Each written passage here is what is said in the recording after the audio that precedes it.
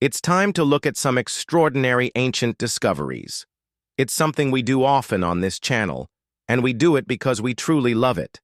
There's always something captivating to witness and something new to discover. The best way to learn more about the past is to touch the things our ancient ancestors crafted with their own hands and walk in their footsteps through their former homelands. Let's set off on that journey now and uncover the stories behind these finds. Number 15. Visby lenses. Whether Vikings intentionally created magnifying lenses is uncertain, but they undoubtedly made them. Their origin, still after a long time, sparks debate, particularly about their purpose and whether their optical precision was deliberate. They found only on Sweden's Gotland Island, which suggests the technique was confined to a small region. Researchers found evidence that leans toward intentional production. The lenses display virtually no spherical distortion, and their magnification is consistent from one to the next. Unlikely to have been used for reading, the Vikings were not avid readers. They may have served to focus sunlight for fire starting. All known examples date to the 11th and 12th centuries, and their manufacture appears linked to a single artisan whose skill was not passed on. When that individual died, the method likely vanished with them. These lenses remain remarkable for their craftsmanship and precision, representing a technological capability far ahead of what many assume Viking Age artisans could achieve. Number 14. Winnamaka Lake petroglyphs. The ancient petroglyphs in Nevada rest on limestone boulders along the west side of the long-vanished Winnamaka Lake. Created by prehistoric Native Americans, they were sealed beneath tufa layers until radiocarbon dating in 2013 revealed their astonishing age, between 10,500 and 14,800 years old, making them the oldest known rock art in the Americas. This surpasses the 6,700-year-old carvings at Long Lake in Oregon by thousands of years. The designs range from straight lines and swirling curves to intricate forms resembling trees, flowers, and the branching veins of leaves. Other carvings display linked ovals and diamonds arranged in chains. The lines are cut deep, the geometric patterns echoing similar petroglyphs in Oregon, though their meaning is still unknown. Some may have carried ceremonial weight, others perhaps mirrored the natural world. Whatever their purpose, these markings remain a rare and enduring trace of a people who lived and created long before recorded history took shape. Number 13. Robinson Crusoe Island treasure hunt. In late 2019, treasure hunter Bernard Kaiser finally gained permission to excavate on Robinson Crusoe Island, which is a remote Chilean territory and UNESCO Biosphere Reserve.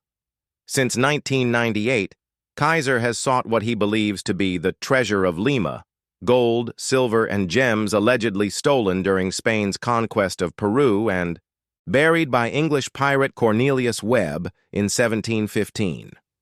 This treasure is estimated to be $10 billion, but most historians still have doubts about this Inca hoard. Restrictions allow only hand tools, such as shovels, knives, and brushes, forbidding heavy machinery. Kaiser believes more than 800 barrels of treasure are hidden there, but decades of searching have yielded nothing. The mystery endures, combining maritime legend, colonial history, and the allure of unimaginable wealth. Even without solid proof, the hunt reflects the enduring fascination with lost treasures and the lengths to which determined individuals will go in pursuit of their conviction, regardless of prevailing skepticism or daunting conditions. Number 12. Codex Sinaiticus. This codex is among the earliest surviving Christian Bibles and one of the first complete New Testament copies. Handwritten in Greek, it was recognized for its importance only in the 19th century at St. Catherine's Monastery, Sinai. By then, portions were already dispersed worldwide. 2/3 were held in the Russian National Library by 1933, when the Soviet Union sold them to Britain for what would now equal over $7 million. Today, most of the manuscript is in the British Library, with additional sections in Russia, Germany, and Egypt. Its earlier history before 1761 remains a mystery. The Codex provides critical insight into early Christian scripture, preserving variations and passages later altered or removed in subsequent translations. As a testament to both religious and literary history, it remains one of the most valuable and studied manuscripts in the world, bridging antiquity and the modern understanding of biblical text. Number 11. The Belitung Wreck. In 1998, fishermen off Belitung Island, Indonesia, discovered the wreck of an Arabian dhow that sank around the year 830 CE. Bound for China from Africa, it was found 380 miles off its expected route through the Singapore Strait. The ship contained over 60,000 artifacts, the largest Tang Dynasty collection found outside China, including bowls, dishes, cups, and silver boxes. The vessel itself has provided valuable insights into 9th century shipbuilding and maritime trade between the Middle East and Asia. Dubbed the Tang Treasure, the cargo's estimated value exceeds $80 million. How the dhow strayed so far from its route remains unknown, adding intrigue to the find. Its preservation under the sea for over a millennium has allowed modern researchers to study both the artistry of Tang ceramics and the complex trade networks that linked distant cultures across continents during the early medieval period. Number 10. Largest embalming cache. Egypt continues to yield remarkable archaeological discoveries, and this one is exceptional. The largest embalming cache ever discovered. Unearthed at Abu Sir by experts from Charles University's Czech Institute of Egyptology, the find lies within a 26th dynasty cemetery. Alongside mummified remains, archaeologists uncovered the tools and materials used in the embalming process. The cache was placed in a large pit at the cemetery's westernmost corner after the work was completed. 14 separate groups contained nearly 350 earthenware jars holding residues of oils, resins, and other embalming substances. Among them were 4 identical limestone canopic jars inscribed with the name Wahibre Mary Neith, son of Lady Irtiru. Strangely, they had never been used, leading to speculation that Wahibre Mary Neith either recovered from illness or the work was unsatisfactory. This discovery offers an extraordinary look into ancient Egyptian funerary practice, revealing both the scale and complexity of mummification and leaving open questions about its rituals and the individuals it served. Number 9. Rare Anglo-Saxon penny. In late 2015, a hoard of over 5,000 Anglo-Saxon coins was found in Buckinghamshire.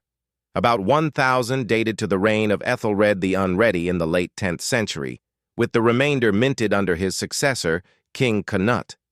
Among them was an exceptional Agnus Dei penny, featuring a lamb and flag, slightly misstruck during minting, possibly the only surviving example. Its rarity pushes its estimated value to $1.5 million. Found by metal detectorist Paul Coleman in a field near Ленборо, the hoard is the most vital British coin discovery of the 21st century to date. Only 30 Agnus Dei pennies are known, with 25 recovered in former Viking territories in Scandinavia. Discovering one in Britain is amazing. Finding this singular misstruck piece borders on miraculous. The hoard not only enriches the understanding of England's coinage history, but also highlights the enduring potential of chance discoveries to reshape numismatic records. Number 8. Viking exhibition in Denmark. For years, historians debated whether Vikings were primarily farmers and traders or conquerors and raiders. The 2013 Viking exhibition at the National Museum of Denmark strongly supports the latter. It focuses on weaponry, down to the details of arrowhead shapes designed to cause wide, hard-to-heal wounds, unlike the cleaner cuts of standard arrows. Its centerpiece is a 118-foot-long warship built from 1,000-year-old Oslo oak, capable of carrying more than 100 warriors and their arms. Believed to have belonged to King Canute the Great, it links to his conquests of England in 1016 and Norway in 1028. Other displays suggest Viking expeditions reached Jerusalem and Byzantium as mercenaries, arriving in numbers sufficient to intimidate local populations. While they were skilled farmers and traders, evidence shows they established dominance by force before settling into agricultural life. This exhibition reframes the Vikings as formidable military powers whose influence spread far beyond Scandinavia through deliberate, well-armed expansion. Number 7. Bronze Knife. The Isle of Wight, located off England's southern coast, measures just 22 miles east to west and 13 miles north to south. Despite its modest size, it has been inhabited for thousands of years. In 2016, amateur metal detectorists Christopher and June Priest found a 3,000-year-old bronze knife on Sandown Beach. Expecting it to be a weapon, they brought it to local archaeologist Frank Basford, who identified it instead as a leatherworking tool. Shaped and finished entirely by hand, its precision surpasses what modern machines could easily achieve. Its survival for millennia is remarkable, especially given the corrosive coastal environment. The priests, visiting from the mainland for a short holiday, were delighted to contribute to the island's heritage. Their discovery highlights both the longevity of Bronze Age craftsmanship and the continuing role of dedicated amateurs in unearthing pieces of history hidden beneath everyday landscapes. Number 6. Ancient Gold Earrings of Farang. In 2016, archaeologists in Datong City found a tomb belonging to a woman named Farang, who died around 1,500 years ago. The find included 2 exquisite gold earrings and a necklace made from over 5,000 beads. Farang's remains were found in a coffin nearby, though oddly, her skull rested next to the earrings. Whether this was a burial custom or a later disturbance is unknown. An inscription at the tomb entrance identifies her as Han Farang, wife of Magistrate Ken, possibly explaining her ability to commission such ornate jewelry. The earrings display amazing craftsmanship, including a human face and classic dragon motifs. Their detail and preservation make them a standout example of artistry from the period. While the exact circumstances of her burial remain uncertain, Farang's adornments reflect both her high status and the cultural richness of the era, now preserved among China's most remarkable ancient treasures. Number 5. Palm leaf manuscripts. A restoration program under the Hindu Religious and Charitable Endowments Department is preserving and translating ancient manuscripts, many written not on stone, but on palm leaves. This unique and rare method was once common for recording poems, stories, and essential information before paper became widespread. Of 348 collections of literature, along with 21 copper plates and numerous palm leaf manuscripts, 19 stand out as rare. Among them is one from the Arulmigu Ainathar Ajwar temple, containing explanations of verses in the poem Thiruvaimoji.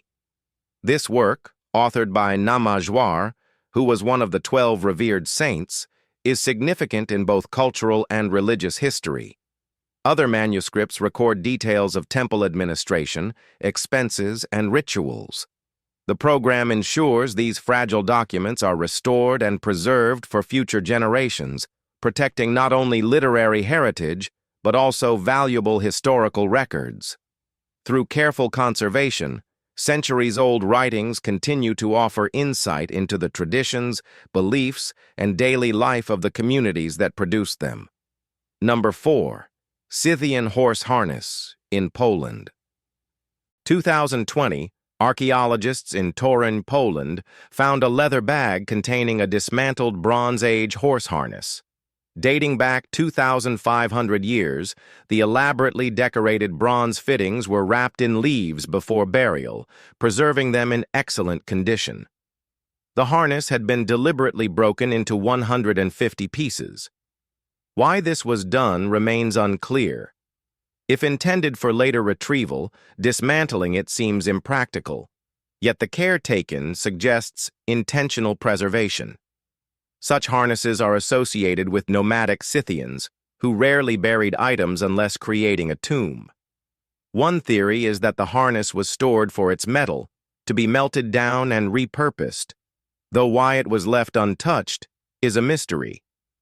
The discovery provides valuable insight into the craftsmanship, symbolism, and practices of Scythian culture, preserving a complete set of ornate fittings that speak to the importance of horses in their social and martial life.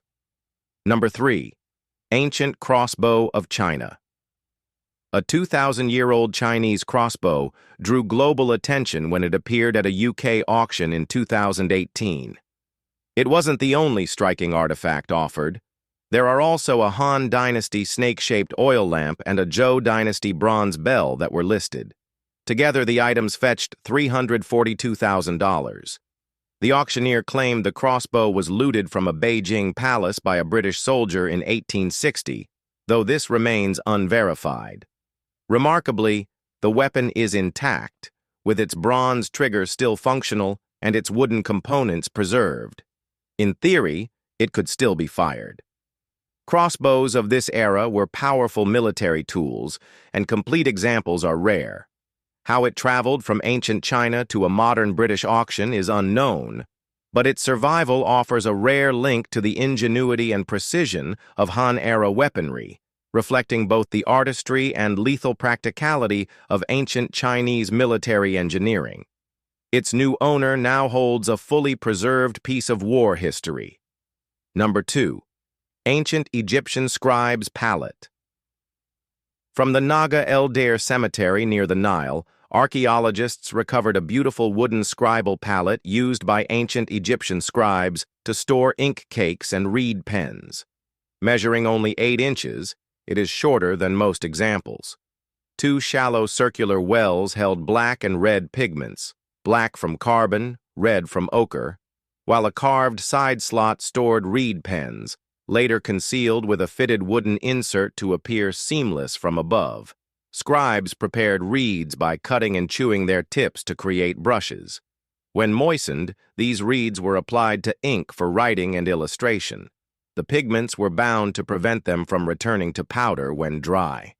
Such pallets were essential tools for recording administrative, religious, and literary texts. This example, preserved in a tomb, underscores the revered role of scribes in Egyptian society, whose work ensured the continuity of knowledge, governance, and cultural traditions through the written word in one of history's earliest literate civilizations. Number 1. Golden Garnet Ring in the City of David. In Jerusalem's City of David, archaeologists uncovered a golden garnet ring believed to be linked to a coming-of-age ritual for women. Dated to the 3rd or early 2nd century BCE, it was found alongside bronze earrings, a gold bead, and a gold earring shaped like a horned animal. These items were discovered within the foundation of a house thought to have belonged to a wealthy family. The location and context support the tradition where a betrothed woman buried her childhood jewelry and possessions in the foundation of her new home, marking her transition into adulthood.